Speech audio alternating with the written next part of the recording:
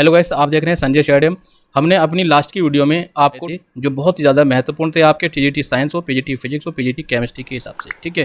तो दोस्तों आज की वीडियो में यानी कि आज के प्रैक्टिस सेट में हम समझने वाले हैं उससे आगे की है नेक्स्ट क्वेश्चन। दोस्तों आज की जो वीडियो है बहुत ही ज़्यादा महत्वपूर्ण है, इसको एंड तक देखना, बीच में इसकी बिल्कुल मत करना।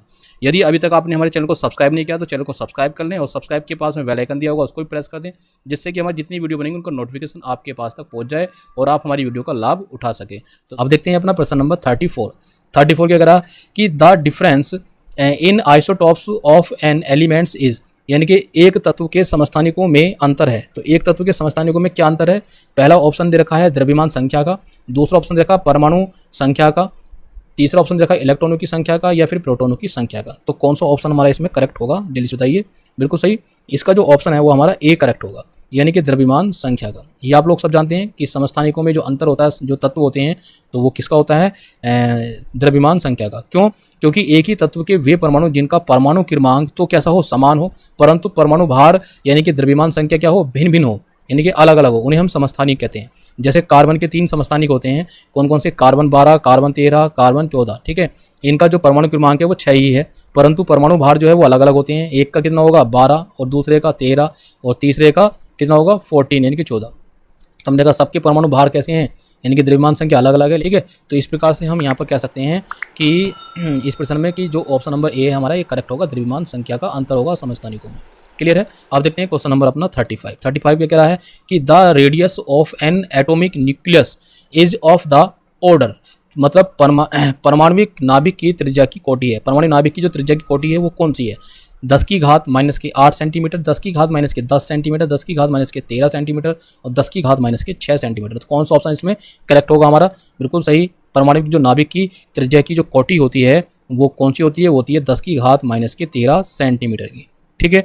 क्यों? देखो इसको समझ लेते हैं कि नाभिक परमाणु का जो केंद्रीय भाग होता है, जिसे हम घनीभूत केंद्रीय भाग कहते हैं, उसमें परमाणु का समस्त द्रव्यमान यानी कि न्यूट्रॉन और प्रोटॉनों के कारण निहित होता है, यानी कि उसी के अंदर वो स्थित होता है।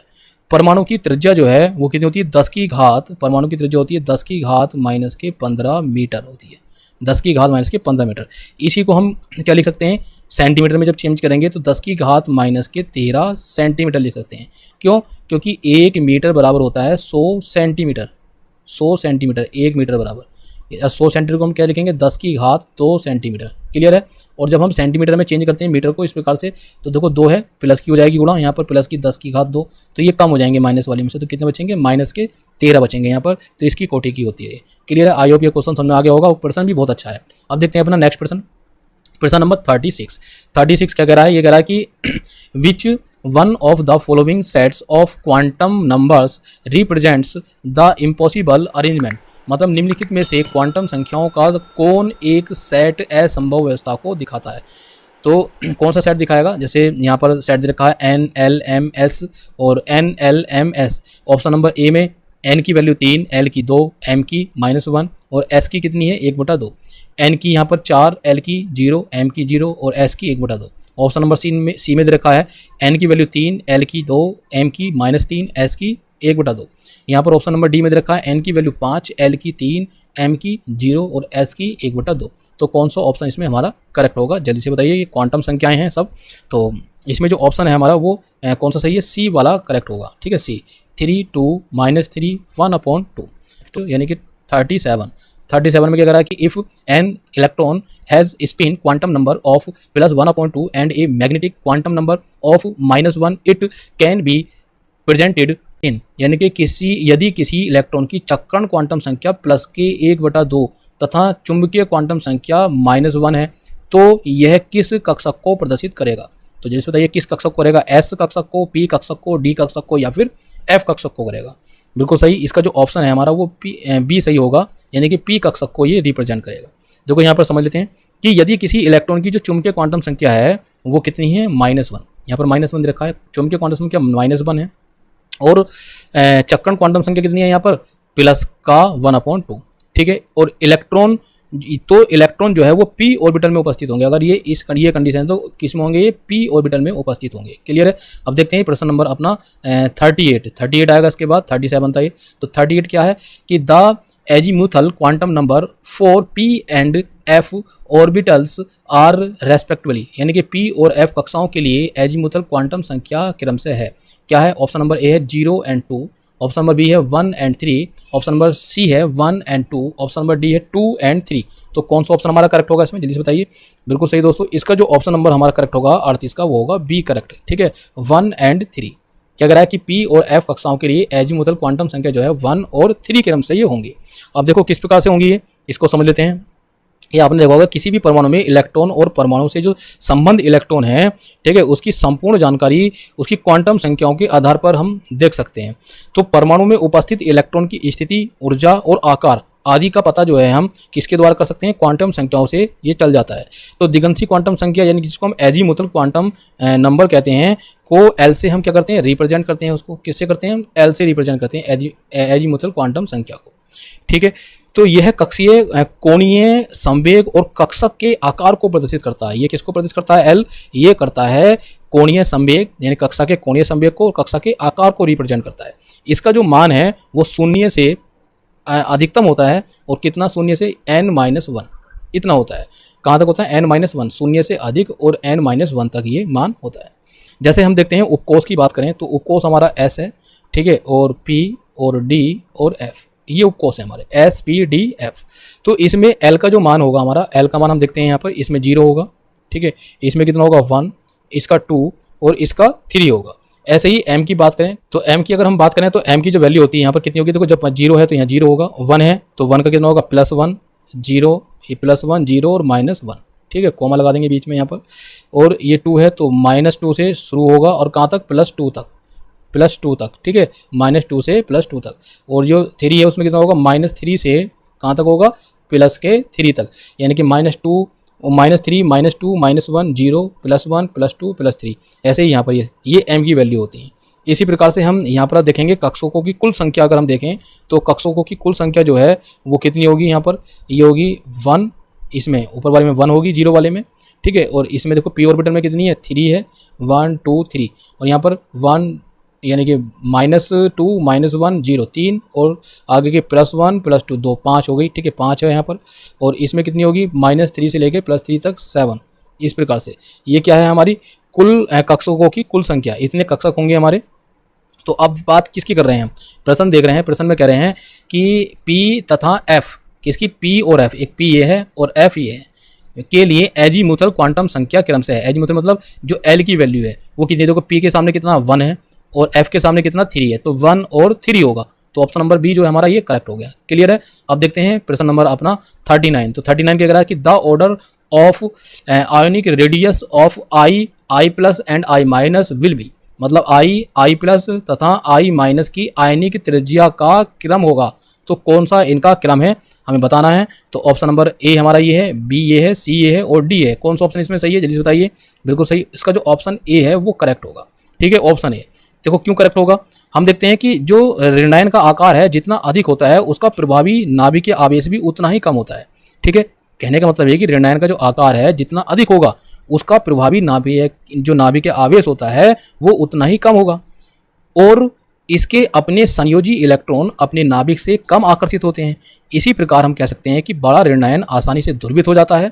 किसी परमाणु के ऋणायन की त्रिज्या उस परमाणु की त्रिज्या से बड़ी होती है, क्योंकि परमाणु के बाह्यतम कोश में, यानी कि जो बाह्यतम कोश होता है उसमें इलेक्ट्रॉनों की संख्या बढ़ जाने से प्रभावी नाभिकीय आवेश जो है वो घट जाता है। क्या हो जाता है? प्रभावी नाभिकीय आवेश घट जाता है। तो इसी प्रकार से हम देख रहे हैं कि जिसका ऋणायन आकार जितना अधिक होता है उसका जो प्रभावी नाभिकीय आवेश है उतना ही कम हो जाएगा। तो ऋणायन किसका सबसे ज़्यादा हम देख रहे हैं? I minus. तो I माइनस को हम सबसे पहले लेंगे। ठीक है, फिर उसके बाद में I, तो इस पे सबसे हम देख रहे हैं कि ऋणायन तो सबसे ज़्यादा कम इस पे है, पहले इस पे, उसके बाद इस पर और इस पर। हम देख ऋणायन आकार की बात करेंगे तो ये पहले होगा, फिर I और फिर उसके बाद में I प्लस। ठीक है, तो ये क्रम होगा। तो ये क्रम कौन सा है? हमारा ए क्रम है ये। तो इसका मतलब ऑप्शन हमारा ए जो है वो करेक्ट होगा। अब इसकी बात करते हैं हम प्रश्न नंबर 40 की। तो 40 क्या कह रहा है कि the wavelength of a spectral line for an electronic transition is inversely related to. मतलब एक इलेक्ट्रॉनिक ट्रांजिशन के लिए स्पेक्ट्रल रेखा की तरंगदैर्घ्य निम्न में से किससे व्युत्क्रम संबंध रखती है? तो किससे व्युत्क्रम संबंध रखती है बताइए। ऑप्शन नंबर ए है ट्रांजिशन करने वाले इलेक्ट्रॉनों की संख्या से। ऑप्शन नंबर बी है परमाणु के नाभिकीय आवेश से। ऑप्शन नंबर सी है ट्रांजिशन में भाग लेने वाले ऊर्जा स्तरों में अंतर से। ऑप्शन नंबर डी है ट्रांजिशन करने वाले इलेक्ट्रॉनों के वेग से। तो कौन सा ऑप्शन हमारा इसमें करेक्ट होगा, जल्दी से बताइए। बहुत अच्छा प्रश्न है ये, प्रश्न नंबर जो 40 है, इसका जो ऑप्शन है वो हमारा सी करेक्ट होगा, यानी कि ट्रांजिशन में भाग लेने वाले ऊर्जा स्तरों में अंतर से।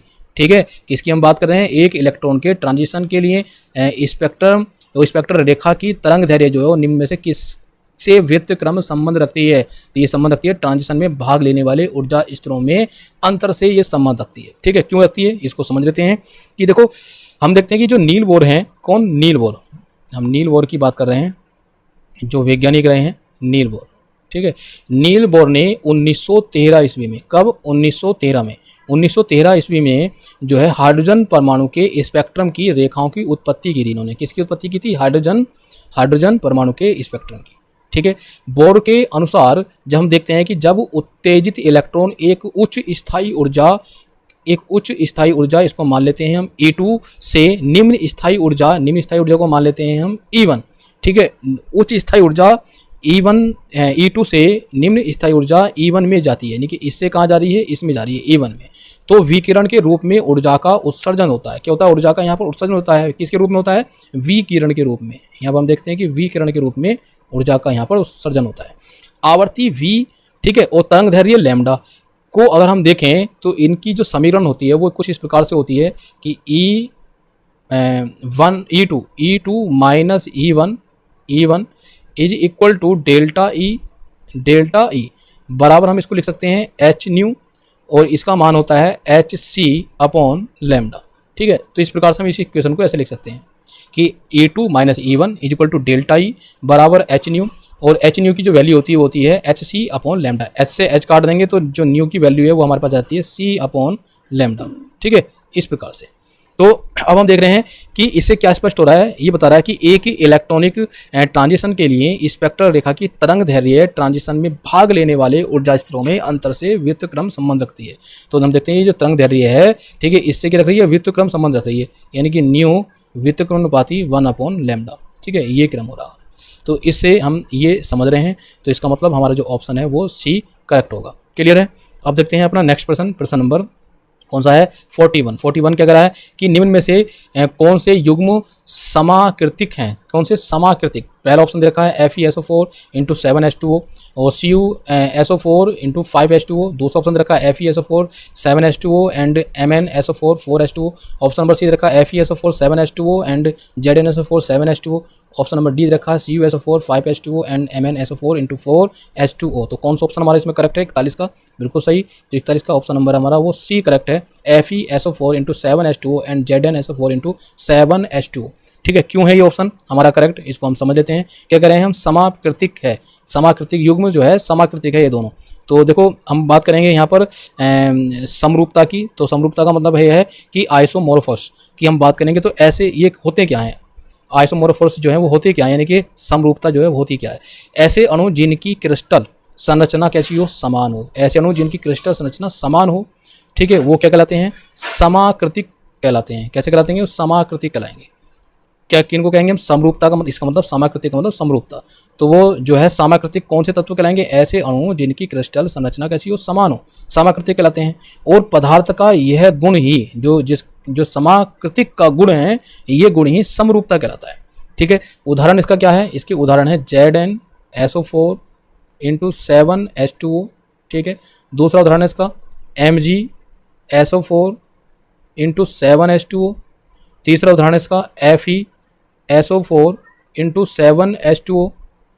चौथा इसका मतलब ये उदाहरण है 3, ZnSO4 into 7H2O, MgSN4 into 7H2O। ठीक है, SO4 ZnSO4 और FeSO4 इंटू 7H2O। तो हम देख रहे हैं कि इसमें देखो इनमें से कौन सा है? यहाँ पर है FeSO4 इंटू 7H2O और ZnSO4 इंटू 7H2O, यानी कि Zn वाला ये रहा, ठीक है, ये है, और कौन सा? Fe वाला ये रहा। तो ये दोनों हमारे जो है इसके अंदर मिल रहे हैं। तो इसका मतलब हमारा जो ऑप्शन है वो सी करेक्ट है। ठीक है। तो यहाँ पर देखो CuSO4 ये नहीं है यहाँ पर, तो इसका मतलब ऑप्शन नंबर डी गलत। ऑप्शन नंबर ए देखते हैं कि FeSO4 × 7H2, देखो यहाँ भी Cu आ रहा है, Cu इसमें नहीं है। अब देखते हैं बी नंबर, तो बी में Mn आ रहा है, Fe आ रहा है, ठीक है। यहाँ पर क्या है Mg, यहाँ पर Mg वाला है, यहाँ Mn वाला, तो इसका मतलब Mn नहीं है, ये भी गलत हो गया। और यहाँ पर Cu, तो ये 3 ऑप्शन गलत हो जाएंगे, तो हमारा ऑप्शन नंबर जो सी है ये करेक्ट हो जाएगा। अब देखते हैं प्रश्न नंबर अपना 42 क्या कह रहा है कि कौन यौगिक कीटो इनोल चलाव्यता नहीं दर्शाता है। तो कीटो इनोल चलाव्यता कौन सा नहीं दर्शाता इनमें से? CH3 COCH3, CH3 CO CH2 CO C2H5, CH3 CO C2 CO CH3 या फिर C2H5OH। तो जल्दी से बताइए कौन सा जो है कीटो इनोल चलाव्यता नहीं दर्शाता है। तो कौन सा ऑप्शन इसमें हमारा करेक्ट होगा? बिल्कुल सही, इसका जो ऑप्शन नंबर डी है ये करेक्ट होगा, यानी कि ये जो एल्कोहलिक होता है ये C2H5OH, ये कीटो इनोल चलाव्यता नहीं दर्शाता है, ठीक है। अब अगर इसको हम समझना चाहें तो समझ भी सकते हैं, तो समझ सकते हैं इसको। देखो अगर हम बताएं यहाँ पर कि वह संरचना जिसमें OH समूह युग्म जो है बंधित कार्बन परमाणु से जुड़ा होता है, तो उसे हम इनोल क्या कहते हैं? इनोल संरचना कहते हैं। उसको हम कहते हैं इनोल संरचना, इनोल, ठीक है, इनोल संरचना हम उसको कहते हैं। क्लियर है। और कीटो संरचना में मैथिल कौन सा? ये CH2 या मैथाइल समूह कौन सा? CH, ये, ठीक है, मैथाइल समूह या फिर कार्बोनिल समूह। कार्बोनिल समूह क्या होता है? C, ये कार्बोनिल समूह होता है, O से जुड़ा होता है, ठीक है। किसमें? कीटो संरचना में जो है मैथिल समूह या मैथाइन समूह या फिर कार्बोनिल समूह, ये कार्बोनिल समूह है, कार्बोनिल समूह से जुड़ा होता है। अब कीटो फॉर्म की अगर हम देखेंगे, यहाँ पर कीटो फॉर्म देखें तो कीटो फॉर्म क्या होती है? CH3, यहाँ पर देख लेते हैं C और CH3, ठीक है। इसके C के साथ जो है डबल बॉन्ड के साथ ऑक्सीजन जुड़ा होता है, तो इसकी जो रिएक्शन होती है कुछ इस प्रकार से होती है, ठीक है। उत्क्रमणीय रिएक्शन होती है कि CH3 CH3, यहाँ पर CH3 है, CH3 ये कार्बन है, इसके साथ क्या होगा? यहाँ पर जुड़ा हुआ OH। तो ये कौन सी फॉर्म है हमारी? ये इनोल फॉर्म है, इसे कहेंगे हम इनोल, ये इनोल फॉर्म है। और ये क्या है? ये कौन सी फॉर्म है? ये कहेंगे कीटो फॉर्म, ये है कीटो फॉर्म, ये कीटो फॉर्म है और ये इनोल फॉर्म है। तो कीटो फॉर्म क्या है? CH3 C डबल बॉन्ड के साथ ऑक्सीजन CH3, और जो इनोल फॉर्म क्या है? CH3 C CH3 और इसके साथ सिंगल बॉन्ड के साथ OH जुड़ा होता है यहाँ पर, ठीक है, ये इनोल फॉर्म है। तो इन दोनों कंडीशन में हम देखते हैं यहाँ पर कि जो CH3 है, यहाँ पर हम देखते हैं CH3 C CH3, तो इसमें जो कीटो फॉर्म है, कीटो फॉर्म में जो यहाँ पर चलाव्यता की बात करें, जो इलेक्ट्रॉन साझेदारी करेगा वो किसके साथ करेगा? कार्बन से ऑक्सीजन के साथ, और यहाँ पर हाइड्रोजन से ऑक्सीजन के साथ, और जो CH है CH से कार्बन के साथ करेगा। तो इस प्रकार से इनोल फॉर्म हमें मिल जाती है। तो यहाँ से स्पष्ट होता है कि C2H5OH जो है वो कीटो इनोल चलाव्यता नहीं दर्शाता है। कौन नहीं दर्शाता? ये वाला नहीं दर्शाता है, ठीक है। अब देखते हैं प्रश्न नंबर 43 क्या? रेड लीड इज, यानी कि रेड लेड है, red lead option number A है PbO, ऑप्शन नंबर बी है PbO2, ऑप्शन नंबर सी है Pb3O4, ऑप्शन नंबर डी है Pb2O3। तो कौन सा ऑप्शन हमारा इसमें करेक्ट होगा? जल्दी से बताइए। बिल्कुल सही, इसका जो ऑप्शन है वो हमारा करेक्ट होगा। कौन सा है? 43 का आंसर सही होगा सी, यानी कि ये Pb3O4, ठीक है, Pb3O4 हमारा ऑप्शन करेक्ट होगा।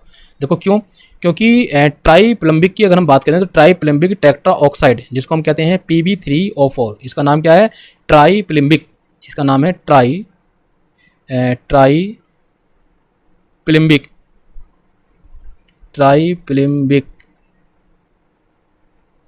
ठीक है, ट्राई प्लम्बिक टेट्रा ऑक्साइड,